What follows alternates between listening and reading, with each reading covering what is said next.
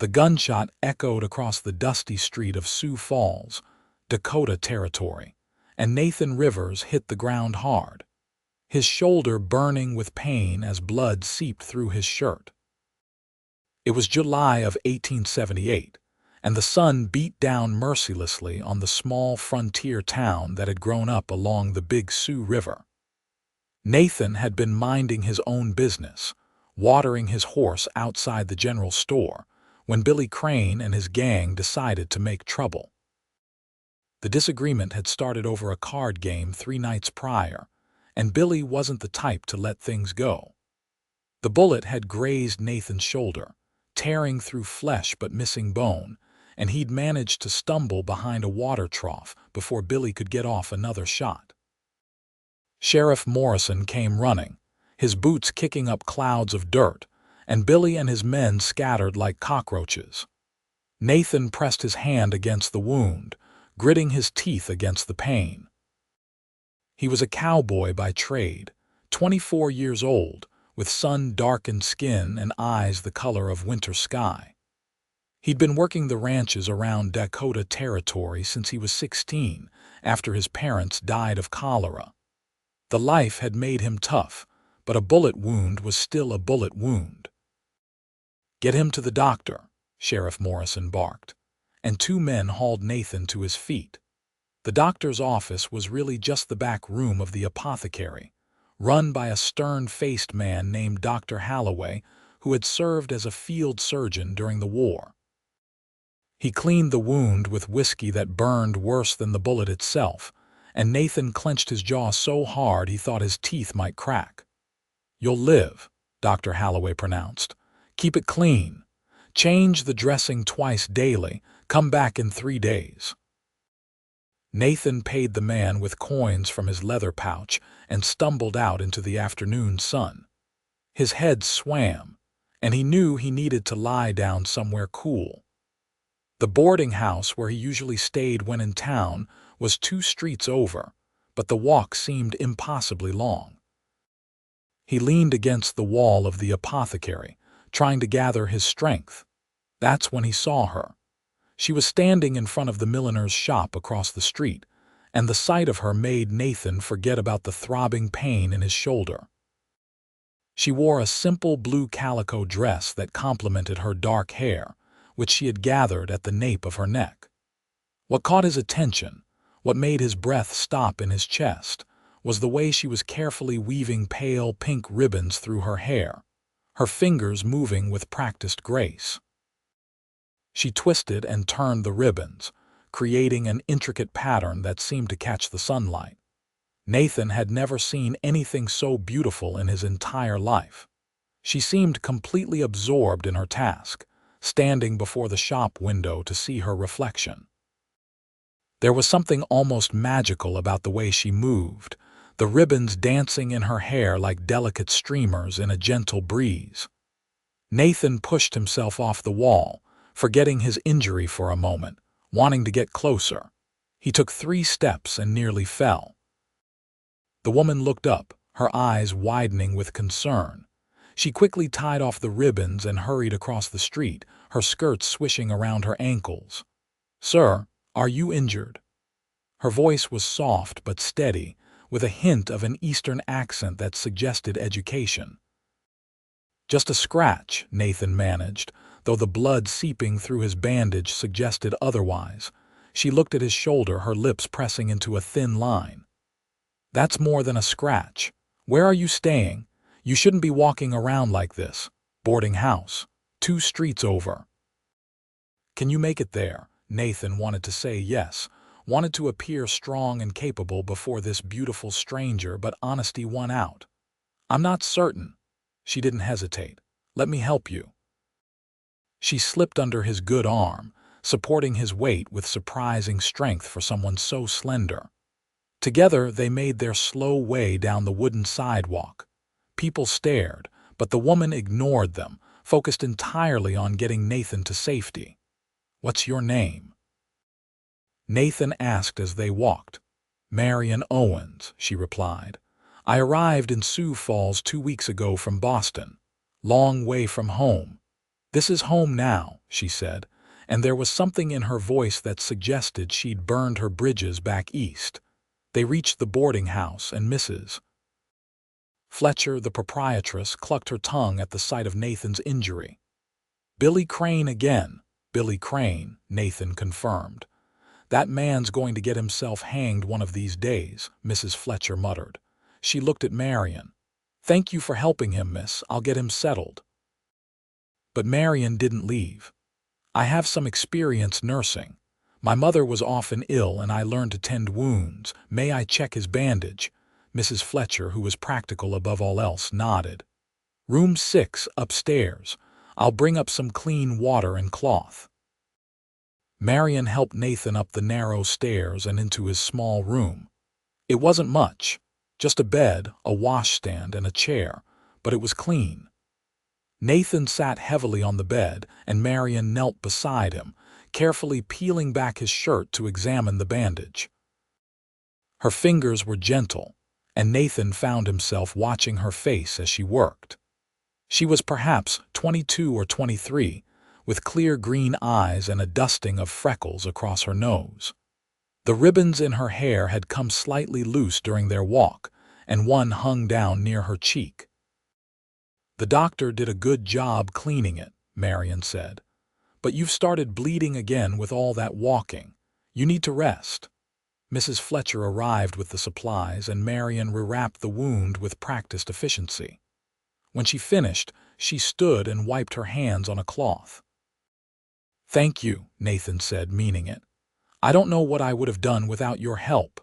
"You would have made it eventually," Marianne said with a small smile, "though you might have passed out in the street first." Nathan laughed, then winced as the movement pulled at his shoulder. "I'm Nathan Rivers. It's nice to meet you, Mr. Rivers, though I wish it were under better circumstances." "Nathan," he corrected. "Just Nathan." She tilted her head, considering. "Then you must call me Marianne." Mrs. Fletcher cleared her throat. "Miss Owens, if you're staying in town, I have a room available. Clean, quiet, and respectable." Marianne's expression brightened. "Actually, I've been looking for lodging. The hotel is rather expensive." "I charge fair rates," Mrs. Fletcher said, "and I serve breakfast and supper." They discussed terms, and within half an hour, Marianne had agreed to take the room next to Nathan's. She left to collect her things from the hotel, and Mrs. Fletcher gave Nathan a knowing look. "Don't you go getting ideas," she warned. "That's a respectable young lady." "I'm not getting any ideas," Nathan protested, but even he didn't believe himself. For the next 3 days, Nathan was forced to rest while his shoulder healed. The bullet had torn through muscle, and Dr. Holloway was adamant that he not do any heavy work for at least 2 weeks. For a man who made his living as a cowboy, it was frustrating, but it also gave him time to get to know Marianne. She came to check on his wound each morning and evening, changing the dressing and making sure infection hadn't set in. They talked while she worked, and Nathan learned that she had come west after her mother died and her father remarried. The new wife had made it clear that Marianne was not welcome in the Boston household, and rather than accept a loveless marriage her father had arranged, Marianne had taken her inheritance and fled. "I know it sounds cowardly," she said as she wrapped fresh bandages around his shoulder on the second evening. "Running away like that." "Sounds brave to me," Nathan said. "Takes courage to start over in a new place." She looked at him, surprised. "Most people think a woman alone is either desperate or foolish. Most people are idiots." That made her laugh, a bright sound that filled the small room. Nathan found himself smiling despite the dull ache in his shoulder. "What about you?" Marianne asked. "What brings you to Sioux Falls?" Nathan told her about his life on the range, about working cattle drives and breaking horses. He told her about his parents, dead these 8 years, and how he'd learned to survive on his own. He didn't usually talk this much, especially not about personal matters, but something about Marianne made the words come easily. "You ever get lonely?" she asked softly. "Sometimes," Nathan admitted, But I've got friends, other cowboys, ranchers, it's enough. Is it? The question hung in the air between them. Nathan looked at her, at the way the lamplight caught in her hair, at the ribbons she still wore woven through her dark locks. She changed them each day, he'd noticed. Yesterday they'd been blue, today they were white with tiny yellow flowers embroidered along the edges. I don't know, he said honestly. Never really thought about it before. She finished with the bandage and stood. Well, you should think about it. Life is too short to spend it alone. After she left, Nathan lay in bed and stared at the ceiling. He did think about it. He thought about Marianne's gentle hands and her soft laugh. He thought about the way she concentrated when she was tending his wound, her lower lip caught between her teeth. He thought about how empty his room felt after she left. On the fourth day, Nathan felt well enough to walk around town. His shoulder still ached, but the bleeding had stopped and the wound was starting to heal. He found Marianne in the small garden behind the boarding house, hanging laundry on a line. She wore a simple green dress, and today's ribbons were a deep burgundy that matched her lips. "You're up," she said, smiling. "How do you feel?" "Better. Thanks to you." She blushed slightly and returned to her task. Nathan watched her for a moment, then stepped forward to help lift a heavy sheet. "You shouldn't be doing that," Marianne protested. "Your shoulder." "It's my right shoulder. I can lift with my left arm just fine." They worked together in comfortable silence, and when the laundry was hung, they sat on the wooden bench beneath an old cottonwood tree. The afternoon sun filtered through the leaves, creating dancing patterns of light and shadow. "Can I ask you something?" Nathan said. "Of course." "The ribbons in your hair. Is there a reason you wear them?" Marianne reached up and touched one of the burgundy ribbons. "My mother used to wear ribbons. She had dozens of them, in every color imaginable. When she got sick, she couldn't manage them anymore, so I would do her hair each morning, weaving the ribbons through it. It made her happy." She paused, her eyes distant. "After she died, I kept the ribbons. I wear them to remember her, but also because they make me feel pretty. Is that vain?" "No," Nathan said firmly. "It's not vain at all. They're beautiful. You're beautiful." The words came out before he could stop them, and Marianne's eyes widened. She looked at him, really looked at him, and Nathan felt his heart hammering in his chest. "Nathan," she said softly. He didn't know who moved first, but suddenly they were closer and Nathan could smell the lavender soap she used. His hand came up to cup her cheek, his thumb brushing across her skin. She didn't pull away. Instead, she leaned into his touch, her eyes fluttering closed. "Marianne," he whispered. "I know we haven't known each other long, but I can't stop thinking about you. From the moment I saw you twirling those ribbons in your hair, you've been in my head and my heart." She opened her eyes, and there were tears shining in them. "I think about you too, all the time." Nathan wanted to kiss her, wanted it more than he'd ever wanted anything, but he also wanted to do this right. He stood and held out his hand. "Walk with me." She placed her hand in his, and they walked through the streets of Sioux Falls as the sun began to set. They talked about everything and nothing, their fingers intertwined. Nathan pointed out landmarks, told her stories about the town. Marianne spoke about her dreams for the future, about maybe opening a shop or teaching school. As they passed the church at the edge of town, Nathan stopped. The setting sun painted the sky in shades of orange and pink, and the first stars were beginning to appear. "Marianne," he said, turning to face her. "I'm just a cowboy. I don't have much to offer except hard work and an honest heart, but I'm falling in love with you and I need you to know that." She looked up at him and a tear slid down her cheek. "I'm falling in love with you too." Nathan pulled her close, careful of his injured shoulder, and finally, he kissed her. Her lips were soft and sweet, and she kissed him back with a tenderness that made his heart ache. When they pulled apart, both were breathing hard. "Tie my heart to yours," Nathan said, the words coming from somewhere deep inside him. "Let me be yours and you be mine." Marianne laughed and cried at the same time. "Yes, yes, Nathan, yes." They stood there in the fading light, holding each other, and Nathan knew his life had just changed forever. Over the next weeks, as Nathan's shoulder healed, he and Marianne became inseparable. When he was well enough to work again, he took a job at the Preston Ranch just outside of town, breaking horses and working cattle. It meant he could stay close to Sioux Falls, close to Marianne. They courted properly, with walks and picnics and Sunday dinners at Mrs. Fletcher's boarding house. Nathan met Marianne's friends, the few she'd made in town, and she met his fellow cowboys.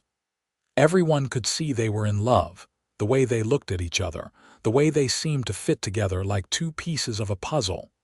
But courting in the Wild West wasn't without its challenges. Billy Crane was still around, still nursing his grudge against Nathan. He made threatening comments when he'd had too much whiskey, and Sheriff Morrison had to warn him off more than once. Nathan tried not to let it worry him, but he couldn't help being protective of Marianne. One evening in late August, Nathan and Marianne were having dinner at the small restaurant on Main Street when Billy stumbled in, drunk and belligerent. He saw Nathan and his face twisted into an ugly sneer. "Well, well," Billy slurred, "if it isn't Nathan Rivers and his fancy lady." Nathan stood slowly, positioning himself between Billy and Marianne. "Go sleep it off, Billy." "Don't tell me what to do," Billy snarled. He looked past Nathan at Marianne. "You could do better than this saddle tramp, sweetheart. A real man would treat you right." "I have a real man," Marianne said calmly, though Nathan could hear the tremor in her voice. "And I'd appreciate it if you left us alone." Billy's face darkened, but before he could respond, Sheriff Morrison appeared in the doorway. "Billy Crane, get out of here before I throw you in a cell." Billy glared at them all but had enough sense left not to challenge the sheriff. He stumbled out into the night, cursing under his breath. "I'm sorry about that," Sheriff Morrison said. "He's been trouble since the day he rode into town." "It's not your fault," Nathan said, but he was troubled. He didn't mind Billy's threats against himself, but he couldn't stand the thought of Marianne being subjected to such behavior. That night, as he walked Marianne back to the boarding house, she took his hand. "Don't let Billy Crane get to you. He's just a bitter man looking for someone to blame for his own failures." "I know," Nathan said, "but I worry about you." "I can take care of myself," Marianne said firmly. Then more softly, "But I'm glad you worry. It means you care." "I more than care," Nathan said. They stopped under the street lamp outside the boarding house, and he took both her hands in his. "I love you, Marianne. I want to marry you if you'll have me." Marianne's breath caught. "Nathan, are you asking?" "I am. I know I should have a ring, should do this properly, but I can't wait any more." "Marry me, Marianne. Let me spend the rest of my life making you happy." "Yes," she said, laughing through tears. "Yes, I'll marry you." Nathan kissed her right there under the street lamp, not caring who might see. When they finally pulled apart, Marianne was smiling so brightly it rivaled the moon. "I'll save up for a ring," Nathan promised. "A proper one." "I don't need a ring," Marianne said. "I just need you." But Nathan wanted to do this right. Over the next weeks, he worked extra hours at the Preston Ranch, taking on any job that paid.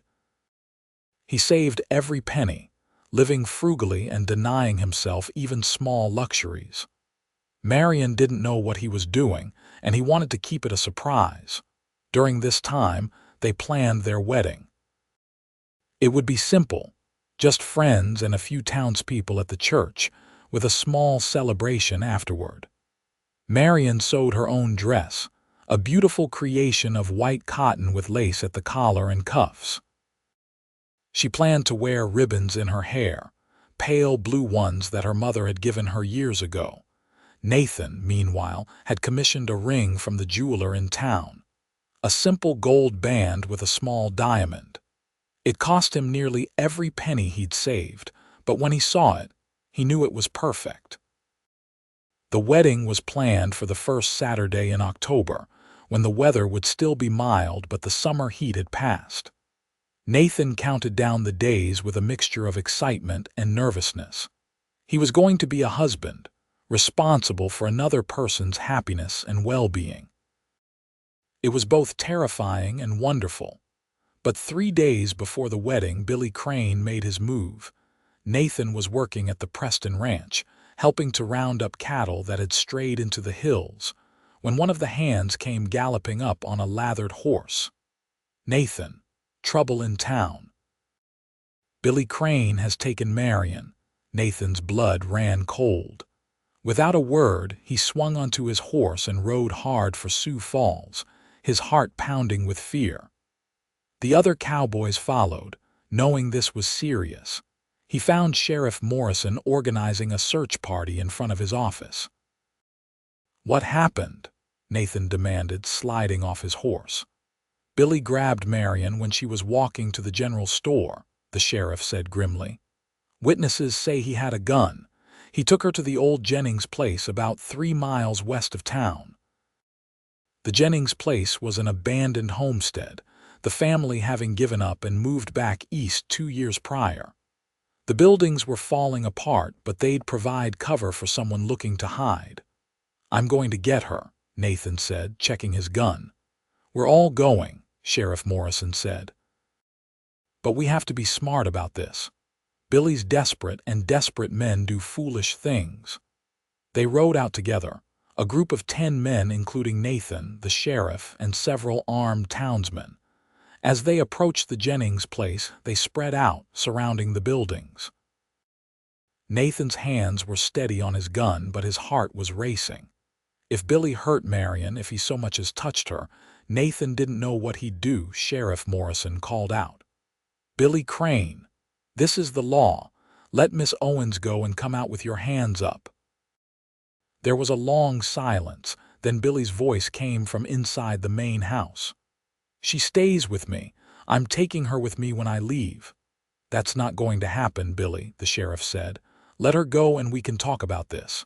"Nothing to talk about. She should be with me, not some worthless cowboy." Nathan gritted his teeth, forcing himself to stay calm.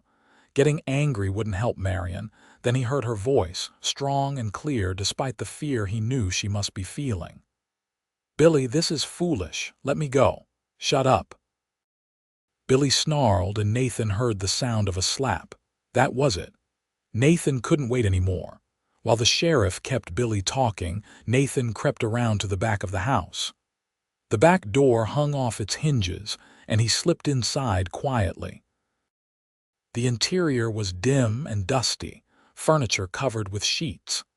Nathan moved through the rooms like a ghost, following the sound of Billy's voice. He found them in what had been the parlor. Billy had Marianne by the arm, his gun in his other hand, pointed vaguely in the direction of the front door. Marianne's cheek was red where Billy had struck her, and rage surged through Nathan. But he forced it down, forced himself to think clearly. "Let her go, Billy," Nathan said from the doorway. Billy spun, dragging Marianne with him. His eyes were wild, and Nathan realized the man was beyond reason. "This is your fault," Billy shouted. "You took everything from me." "I didn't take anything, Billy. You lost that card game fair and square. You cheated." "I didn't, and you know it." Billy's hand tightened on Marianne's arm, and she winced. "She's coming with me." "No," Marianne said firmly. "I'm not." She stomped hard on Billy's foot and jerked away from him. In his surprise, Billy's grip loosened and Marianne broke free. She ran to Nathan, who pushed her behind him, his own gun now trained on Billy. "It's over, Billy," Nathan said. "Put the gun down." Billy looked between Nathan and the door, where Sheriff Morrison and his men were now entering. He was trapped, and he knew it. For a moment, Nathan thought Billy might do something stupid, might try to shoot his way out. But then Billy's shoulders slumped, and he dropped his gun to the floor. "It's not fair," he said, sounding more pathetic than dangerous. Nothing ever goes right for me. Sheriff Morrison and his deputies took Billy into custody, hauling him away in shackles. Nathan turned to Marianne, cupping her face gently in his hands. "Are you all right? Did he hurt you?" "I'm fine," Marianne said, though she was shaking. "Just scared. I knew you'd come." Nathan pulled her into his arms, holding her tight. "I'll always come for you, always." They rode back to town, Marianne sitting in front of Nathan on his horse, his arms around her. The townsfolk came out to see them return, and Mrs. Fletcher fussed over Marianne like a mother hen. That night, after Marianne had been checked by the doctor and declared unharmed except for the bruise on her cheek, Nathan sat with her in the boarding house parlor. "I was so scared," he admitted. "The thought of losing you before we even got married, before we got to start our life together." "You didn't lose me," Marianne said softly. She reached up and touched the ribbons in her hair, pale green today. "I'm right here." Nathan took her hands. "I want to give you something." He pulled the ring box from his pocket and opened it. Marianne gasped at the sight of the simple gold band with its small diamond. "It's not much," Nathan said, "but it's yours if you'll still have me." "If I'll still have you," Marianne laughed, tears streaming down her face. "Nathan Rivers, I'll always have you. Nothing could change that." He slipped the ring onto her finger and it fit perfectly. She held up her hand, admiring it in the lamplight. "It's beautiful," she whispered. "You're beautiful," Nathan said and kissed her gently. The next 3 days passed in a blur of final preparations. Billy Crane was in jail, awaiting trial, and the town could talk of nothing else. But Nathan and Marianne were focused on their future, not the past. On Saturday morning, October 7th, 1878, Nathan stood at the altar of the small church in Sioux Falls and watched Marianne walk down the aisle toward him. She wore her white dress, and in her hair were the pale blue ribbons she told him about, her mother's ribbons. She carried a bouquet of wildflowers, and she was the most beautiful thing Nathan had ever seen. The ceremony was simple, but heartfelt. They spoke their vows with voices that shook with emotion, promising to love and cherish each other for the rest of their lives. When the pastor pronounced them husband and wife, Nathan kissed Marianne with all the love in his heart, and the small congregation erupted in applause. The celebration afterward was held in the church hall, with food and music and dancing. Nathan had never been much of a dancer, but he held Marianne in his arms and swayed to the fiddle music, not caring that he probably looked foolish. "Happy?" he asked her. "Happier than I've ever been," Marianne said, her eyes shining. "I love you, Nathan Rivers." "I love you too, Marianne Rivers." She laughed. "Marianne Rivers, I like the sound of that." They had rented a small house on the edge of town, nothing fancy, but it was theirs. That night Nathan carried Marianne over the threshold, both of them laughing. The house had 2 rooms, a main room that served as kitchen and living area, and a bedroom. It was sparsely furnished, but they'd make it home together. Their first night as husband and wife was tender and sweet, full of whispered words and gentle touches. Nathan was careful with her, and Marianne responded with a passion that surprised and delighted him. They fell asleep in each other's arms, hearts beating in tandem. The next months were the happiest of Nathan's life. He continued to work at the Preston Ranch, and Marianne took a job teaching at the small schoolhouse that had opened in Sioux Falls. They fell into a comfortable rhythm, Nathan leaving early for work and returning in the evening to find Marianne preparing supper. They spent their evenings talking and laughing, making plans for the future. Nathan wanted to save enough money to buy his own piece of land, to raise cattle and horses. Marianne wanted children, a whole houseful of them if possible. They dreamed together, building a life in their minds that they were determined to make real. Winter came, bringing snow and cold winds. Nathan made sure their little house was warm and snug, banking the fire at night and rising early to stoke it in the morning. Marianne sewed curtains and made quilts, turning the sparse rooms into a real home.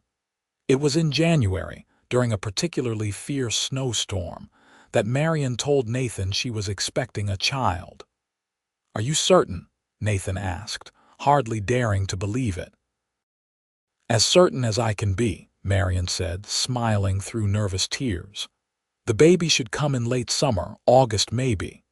Nathan whooped with joy and spun her around, then immediately set her down, worried he'd hurt her.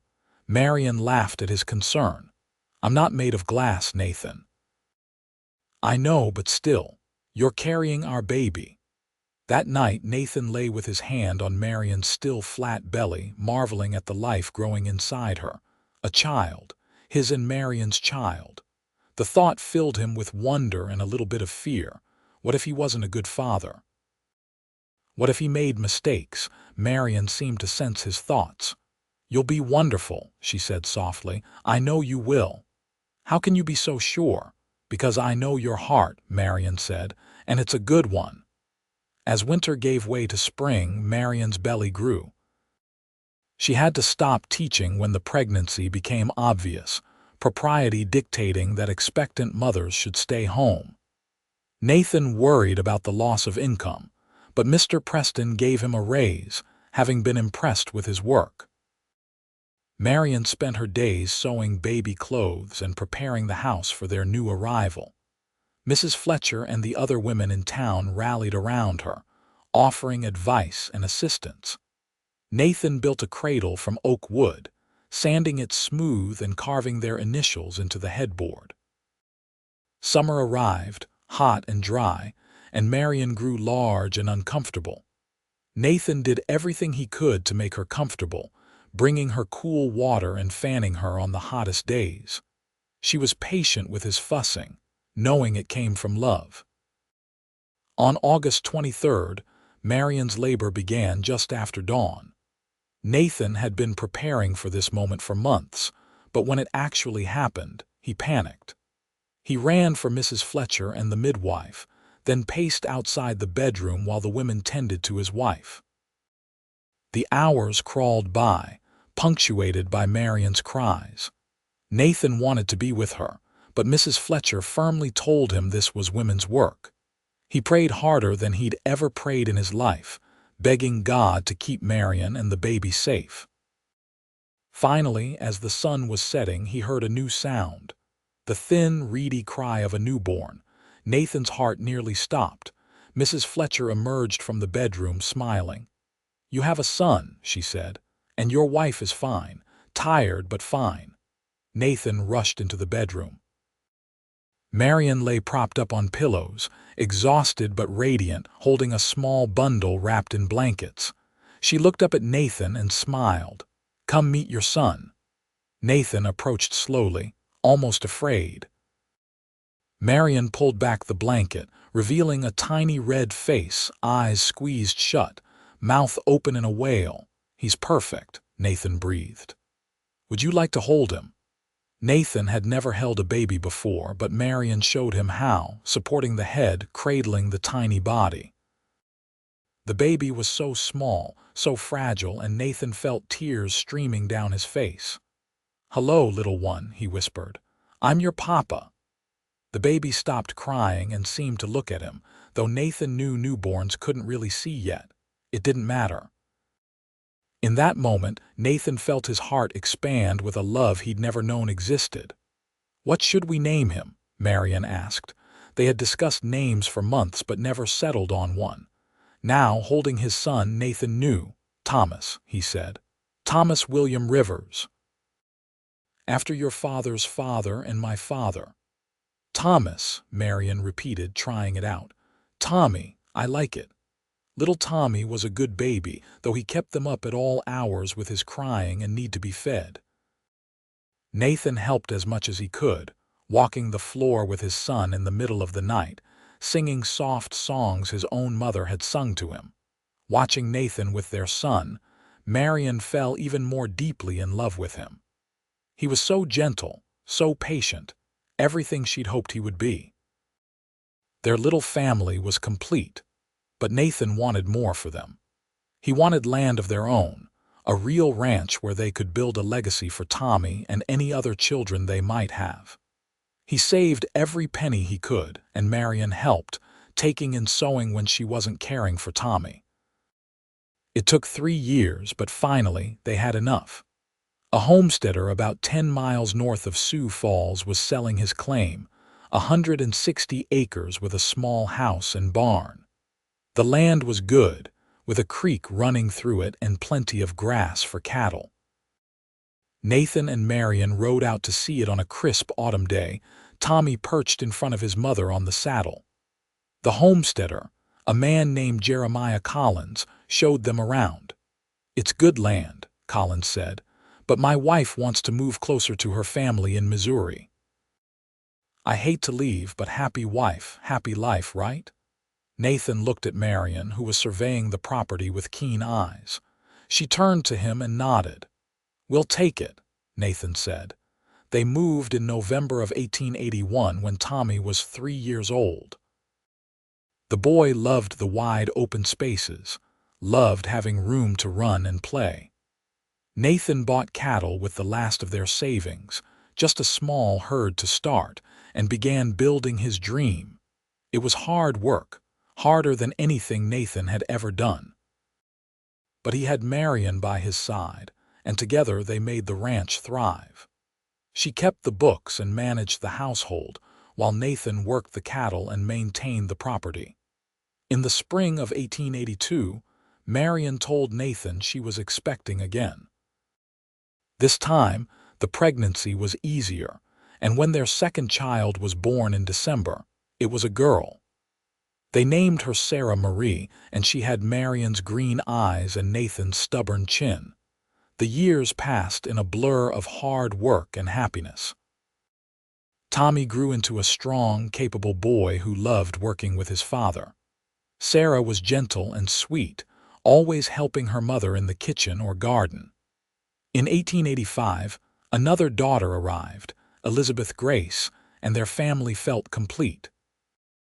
Nathan often thought back to that day in Sioux Falls when he'd first seen Marianne twirling ribbons in her hair. How his life had changed in that moment, though he hadn't known it at the time. Everything good in his life, everything he valued, had come from that chance encounter. Marianne still wore ribbons in her hair, though now they were usually simple ones, practical for ranch life. But on Sundays when they went to church, she wore the fancy ones, and Nathan's heart still skipped a beat when he saw her. One evening when the children were asleep and they sat together on the porch watching the sunset, Nathan took Marianne's hand. "You ever regret it?" he asked. "Leaving Boston, marrying a cowboy, living out here in the middle of nowhere?" Marianne looked at him in surprise. "Regret it?" "Nathan, this is the best decision I ever made. I love our life. I love you." "I love you too," Nathan said. "More than I can ever say." "You don't have to say it," Marianne said, leaning her head on his shoulder. "You show me every day." They sat in comfortable silence, watching the sky turn from gold to pink to purple. The cattle lowed in the distance, and inside the house, one of the children cried out in their sleep, then settled again. This was Nathan's life. This was everything he'd ever wanted, even when he hadn't known he wanted it. The ranch continued to prosper. By 1890, Nathan had built the herd up to over 300 head of cattle. He'd hired help, young cowboys looking for work, and had become something of a mentor to them, just as older ranchers had mentored him. Tommy was now 12, and he worked alongside his father like a full hand. Sarah, at 8, helped her mother with the garden and the chickens, showing a talent for growing things. Elizabeth, at 5, was the wild child, always getting into mischief, always making them laugh.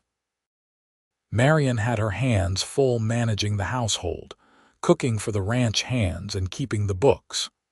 But she thrived on it, loving the busy, purposeful life she'd built.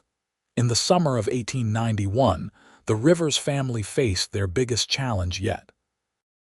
A drought struck Dakota Territory, and the creek that ran through their property dried to a trickle.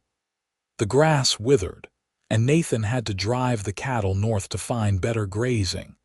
He was gone for 3 months, leaving Marianne to manage the ranch with the help of the hired men. It was a difficult time, but Marianne proved herself more than capable. She rationed water, kept the vegetable garden alive through sheer determination, and made sure everyone was fed and cared for. When Nathan finally returned, thinner and sunburned but with the cattle intact, Marianne ran to meet him. He swept her into his arms and she burst into tears. "I was so worried," she said. "I thought you might not come back." "I'll always come back to you," Nathan said, kissing her forehead. "Always." That night, after the children were asleep and the ranch was quiet, Nathan and Marianne made love with the intensity of people who had been separated too long. Afterward, as they lay tangled together, Nathan traced the lines of Marianne's face with his finger.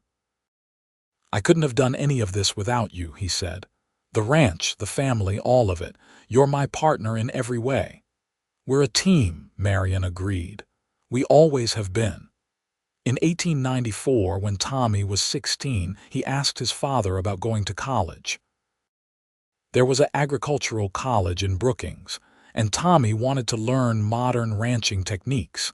Nathan's first instinct was to say no, to keep his son on the ranch where he was needed.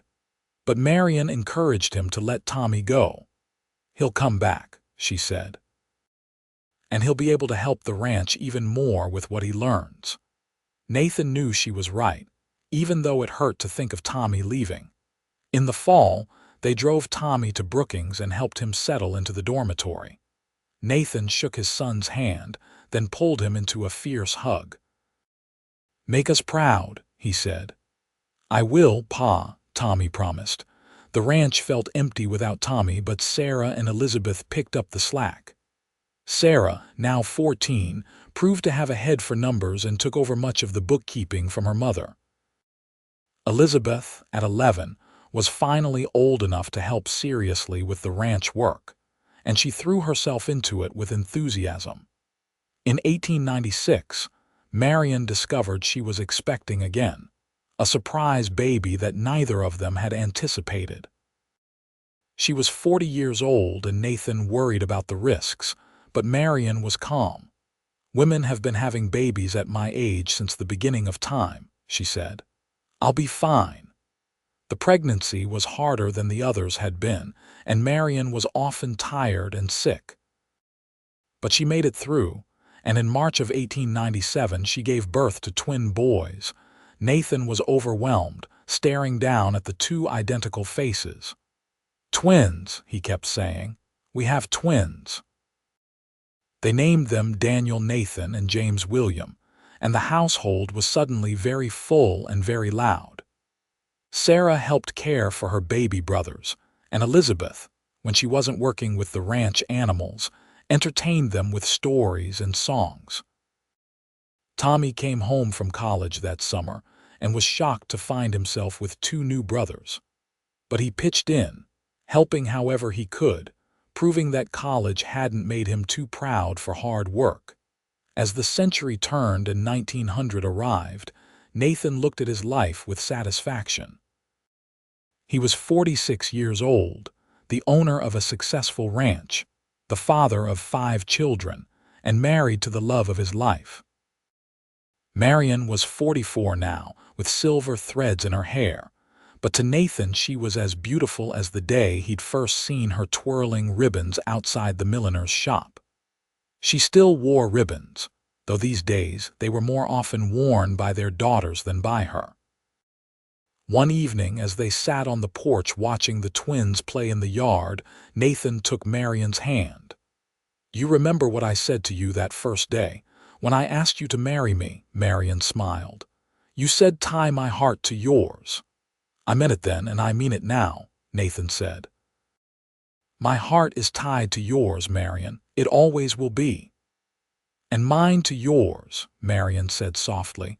They kissed as the sun set over their land, over the life they'd built together through hard work, love, and determination. The years continued to pass.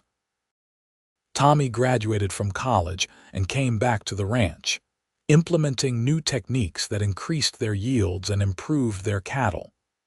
He married a girl from Sioux Falls, a school teacher named Anna, and they built a house on the far side of the property.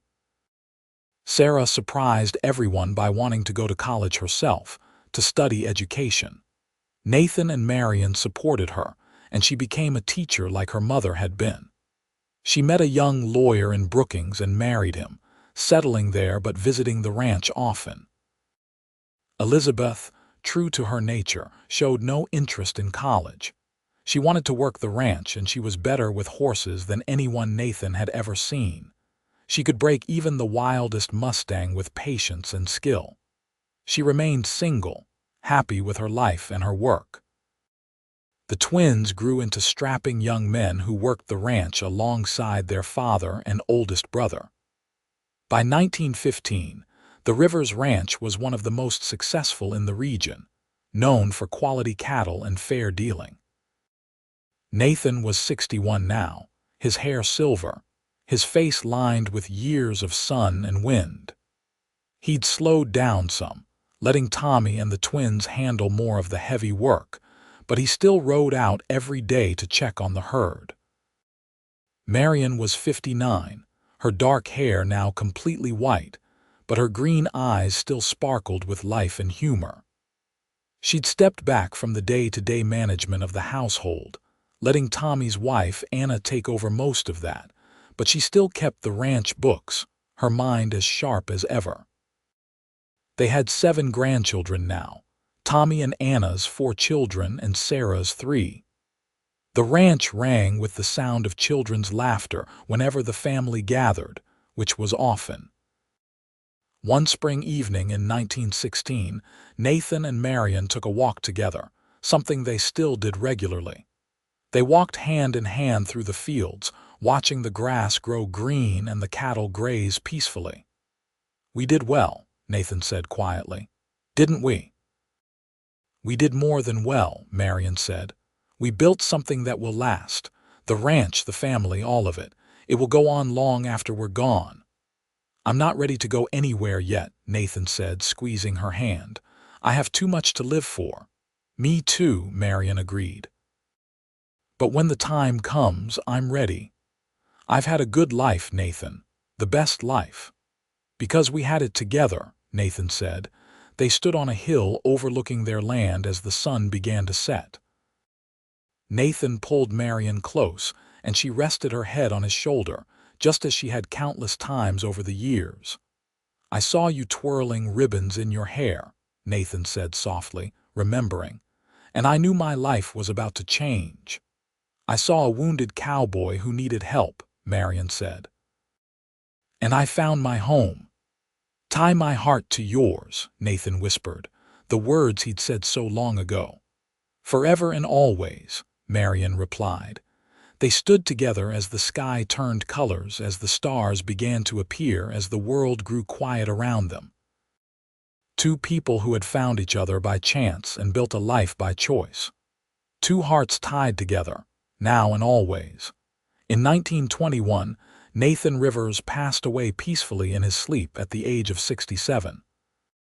He'd been working the ranch right up until his last week, refusing to slow down even when his body was failing. Marianne was beside him when he went, holding his hand, whispering that she loved him.